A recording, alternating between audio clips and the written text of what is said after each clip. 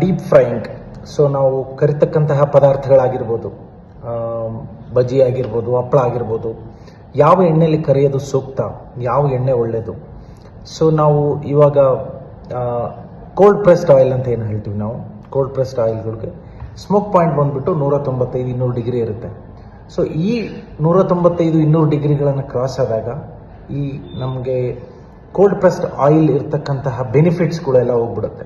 So ಹಾಗಾಗಿ ಕರಿಯೋದ್ರಲ್ಲಿ ಏನೂ benefits ಇರಲ್ಲ. ಹೆಂಗಪ್ಪ ಅಂತಂತಂದರೆ, ಈಗ ಪೇಂಟ್ ಹೊಡೆಯೋಕ್ಕೆ ಸೂಟ್ ಹಾಕೊಂಡು ಹೋದಂಗೆ. ಸೊ ಒಳ್ಳೆ ಎಣ್ಣೆನೇ ಖರೀದಿ ಮಾಡ್ತೀರಿ, ಆದರೆ ಯಾವ ಎಣ್ಣೆನ ಎಲ್ಲಿ ಬಳಸ್ಬೇಕು ಅನ್ನೋದು ಬಹಳ ಸೂಕ್ತ ಆಗುತ್ತೆ.